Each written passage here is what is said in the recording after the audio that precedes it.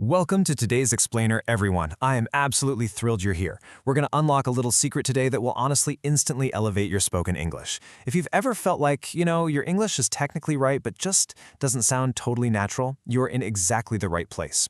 We're mastering the art of collocations, specifically looking at two very powerful little words, pay and save. Let's just dive right in. Let me ask you a quick question. When you want someone to listen closely to you, do you tell them to pay attention or spend attention? Kind of tricky, right? This is a super common and honestly a very frustrating mistake. It happens the second we try to translate directly from our native languages word for word into English. You know exactly the meaning you want to convey, but finding that precise verb, it just feels like a guessing game. So here's our roadmap for this explainer.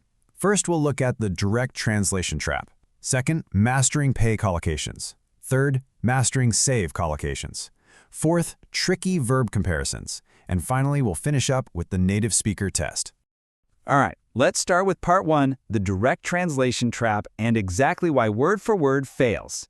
Look, I know exactly how it feels. You study the vocab for hours, you memorize all those complex grammar rules, but then you open your mouth to speak and it still sounds a little clunky or rigid. I really want to validate that feeling. It is absolutely not your fault. Direct translation is just a massive trap. It basically forces you to combine words that native English speakers simply never pair together in the real world. The ultimate solution here is collocations. A collocation is essentially two or more words that naturally go together in English, almost like a permanent partnership. Think of them as best friends. They belong together. Once you get this, you move completely away from awkward dictionary translations and step right into fluent, natural-sounding English. Think about how this actually sounds in a real conversation. You could say, make a visit, which, is a very literal translation for a lot of learners. And sure, people will probably understand you, but a native speaker naturally says, pay a visit. The core meaning is exactly the same, but the rhythm of that native collocation sounds infinitely smoother compared to that forced translation. It just clicks into place, right? It flows without any of that friction, making you sound far more confident and relaxed. Moving on to part two, mastering pay collocations, which goes way beyond just money. We all know pay relates to cash or credit cards, right? But in English, this verb is incredibly versatile. It's used for so much more than just handing over currency. We really have two distinct themes here. For money, it's pretty straightforward. You pay a bill, pay a fine, or pay off a debt. But let's look at the action and social side.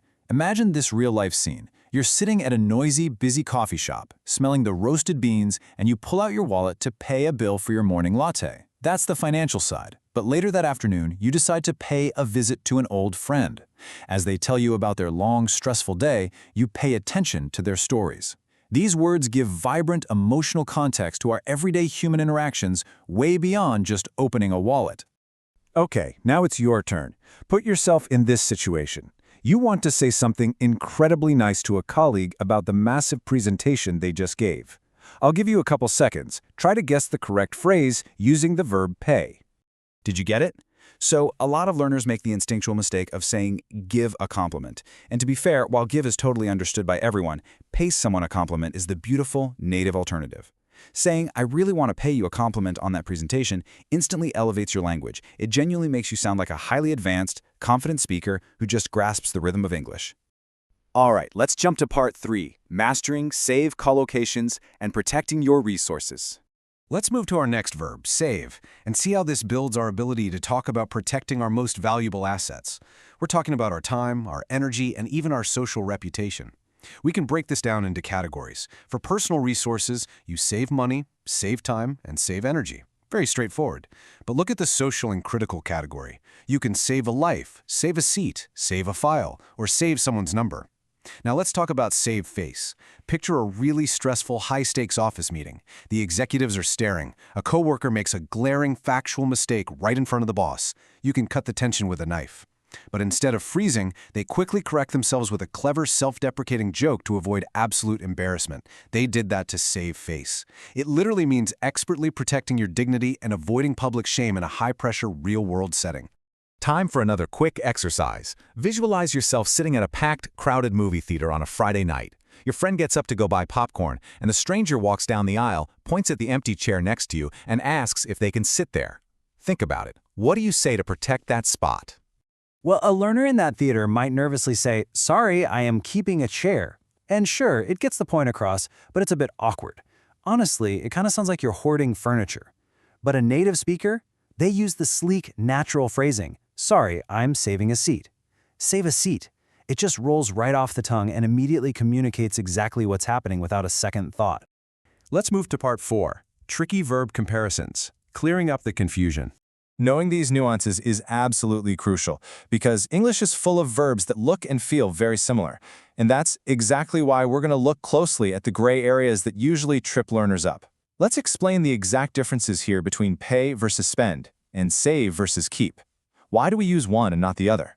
Well, it's all about the core action. You pay a specific obligation, like a structured bill, a toll, or a fine. It's required of you. But you spend money generally and freely, like spending money on new clothes or a fun vacation. Now for the second pair. You save something to proactively prevent its loss, destruction, or waste, like saving money for a rainy day or saving a file on your computer right before it crashes. But you keep something for ongoing simple possession, like keeping a secret to yourself or keeping a gift someone gave you. Let's look at how simple, everyday logic separates these deeply confusing pairs. Pay attention means actively focusing your mind on a subject, whereas be careful means actively avoiding a physical or situational danger. Save time means being highly efficient with your schedule, while waste time means using those precious hours poorly. And here's a really big one that trips people up. Payoff means completely clearing a massive debt or succeeding after incredibly hard work. Like you might say, all your intense studying really paid off. But payback simply means returning a $20 bill to a specific friend who lent it to you. Seeing them compared side by side like this makes the underlying logic absolutely undeniable. And finally, part 5, the native speaker test, putting your knowledge to work. We've covered incredible ground today, and I want to empower you. It's time for a final, interactive boss fight to lock in absolutely everything we've just learned. Here's your mixed situational challenge. You are having a crazy day. You got a parking ticket, you tripped and fell in front of all your friends, and you still have a massive 5-mile hike tomorrow morning. You need to fill in the blank. You need to blank a fine, blank face, and blank your energy. Do you use pay or save for each of these actions? This is it. Think carefully about the context of each situation we discussed, the money, the social dynamic, the physical effort, and lock in your final choices for the correct collocations right now. Okay, let's review the answers.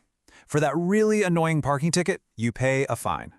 For the deep embarrassment of tripping on the sidewalk, you cleverly save face. And to deal with the exhaustion of tomorrow's long hike, you absolutely must save energy. Take a second and look at how much progress you've made. You're instinctively choosing the natural, perfect pairings without having to agonizingly translate word for word in your head.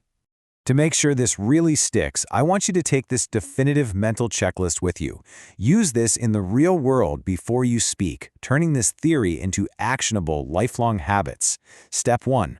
Think of the context. Is it money, time, or a social interaction? Step 2.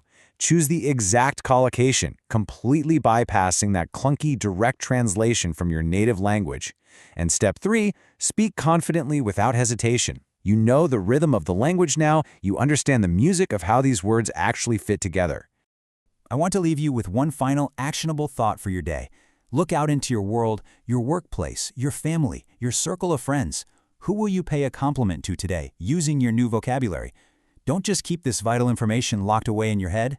Take what you've learned in this explainer, step out there and practice immediately. Speak up, be bold, and enjoy your new fluency. Thank you so much for learning with me today, and I'll catch you in the next explainer.